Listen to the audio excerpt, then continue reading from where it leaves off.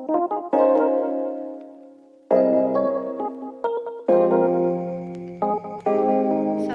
warahmatullahi wabarakatuh. Saya Anis Indayanti dari kelompok 3. Di sini saya akan menjelaskan pekerjaan lapangan. A. Tahapan pekerjaan lapangan. Tahapan pekerjaan lapangan ini memfokuskan pada pengujian, transaksi, dan komunikasi dengan audit.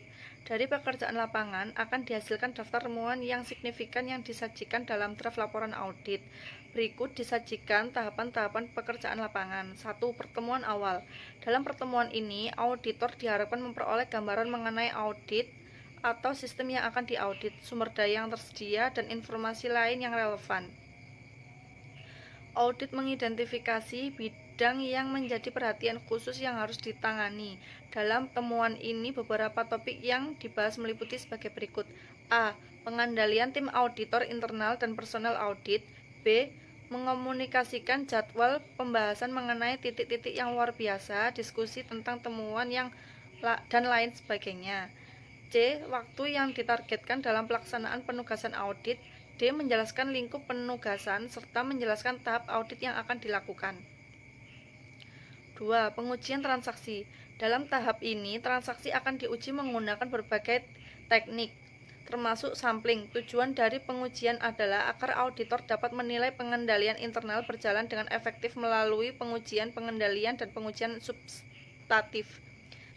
3. Komunikasi audit. Berdasarkan hasil survei pendahuluan yang telah dilakukan oleh auditor, auditor akan membahas temuan yang signifikan dengan audit.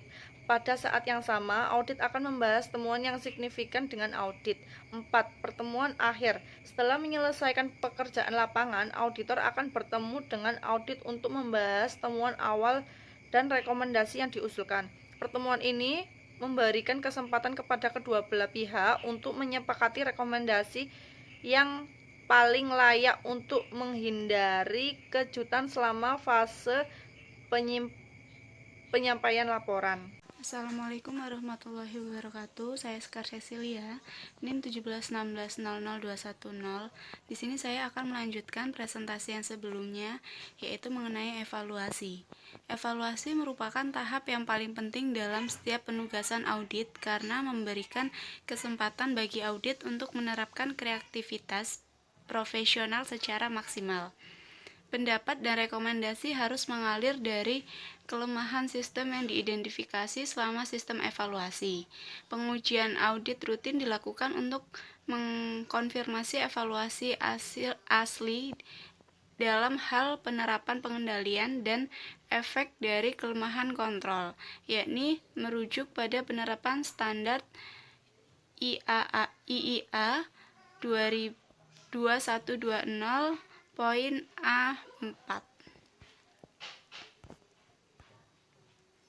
Kemudian kriteria yang memadai diperlukan untuk mengevaluasi kontrol. Auditor internal harus memastikan sejauh mana manajemen telah membuat kriteria yang memadai untuk menentukan tujuan dan tujuan telah dicapai. Berikut ini disajikan penjelasan tentang teknik evaluasi. A.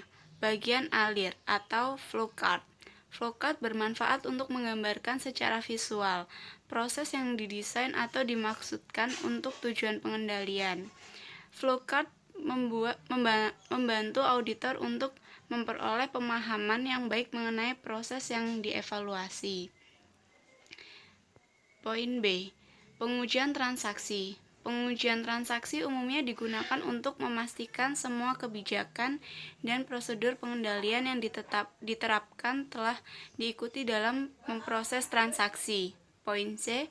Internal Control Questionnaire atau ICQ. ICQ menurut auditor untuk bertanya tentang internal control, khususnya internal control khusus atau umum kepada manajemen audit.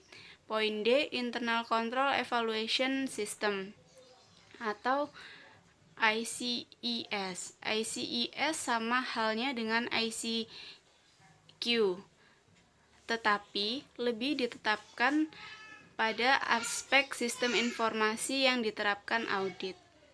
Sekian, terima kasih. Wassalamualaikum warahmatullahi wabarakatuh. Assalamualaikum warahmatullahi wabarakatuh. Saya Ida Pujawati, NIM 171604x9. Di sini saya akan melanjutkan presentasi sebelumnya. Untuk bukti audit, bukti yang didapatkan selama pelaksanaan audit harus memberikan dasar yang memadai untuk pemberian pendapat auditor. Temuan dan rekomendasi auditor yang dinyatakan dalam laporan audit. Auditor diwajibkan untuk bertindak secara objektif, menjalankan kemahiran profesional dengan cermat dan seksama dan mengumpulkan informasi yang cukup, kompeten, relevan, dan bermanfaat untuk memberikan dasar yang kuat atas temuan dan rekomendasi.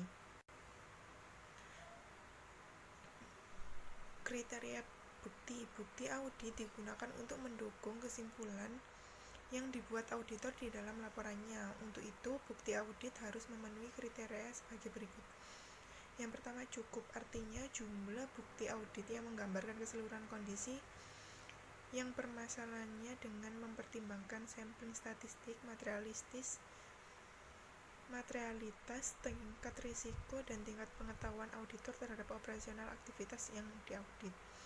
Relevan, bukti berhubungan langsung dengan tujuan dan ruang lingkup audit yang dijalankan.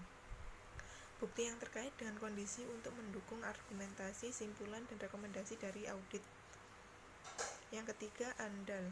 Bukti yang diperoleh harus akurat, dapat dipercaya, tidak bisa dan tidak jika kemungkinan bukti tersebut diperoleh dari pihak ketiga atau diperoleh langsung oleh auditor. Kelanjutannya, klasifikasi bukti audit berdasarkan sumber bukti dikelompokkan sebagai berikut. Yang pertama, bukti internal. Yang kedua, bukti internal eksternal. Yang ketiga, bukti eksternal internal. Yang keempat, bukti eksternal. Tipe bukti audit dapat dibedakan dalam berbagai jenis sebagai berikut. Struktur pengendalian intern, bukti fisik, bukti dokumen, bukti keterangan, dan bukti analisis. Sekian dari saya, akan dilanjutkan oleh teman saya. Terima kasih. Wassalamualaikum warahmatullahi wabarakatuh. Assalamualaikum warahmatullahi wabarakatuh. Saya Erika Dwi Retnowati dengan NIM 171600145. Di sini saya akan melanjutkan presentasi sebelumnya. Slide ini, teknik pengujian ini merupakan teknik yang digunakan auditor untuk memperoleh dan mengevaluasi bukti audit yang relevan, andal, dan cukup. Berikut beberapa teknik yang dapat digunakan oleh auditor dalam menguji audit. Yang pertama ada wawancara, yang kedua pengujian audit, yang ketiga seleksi, yaitu proses bagian dari populasi yang dipilih untuk menentukan karakteristik dan parameter dari populasi. Di sini ada dua tipe dasar seleksi. Yang pertama, seleksi dengan menggunakan statistik yang bergantung pada ilmu statistik. Yang kedua ada seleksi melalui judgement auditor non-statistik, yakni auditor memilih atas dasar judgement auditor dan menentukan lingkup yang dipilih. Untuk yang keempat ada pertanyaan dan yang kelima ada inspeksi. Slide selanjutnya. Untuk yang kelima ada konfirmasi, merupakan permintaan tertulis dari objek auditor atau pihak ketiga untuk menyediakan konfirmasi tertulis atau informasi lain. Konfirmasi terdiri atas konfirmasi positif dan negatif.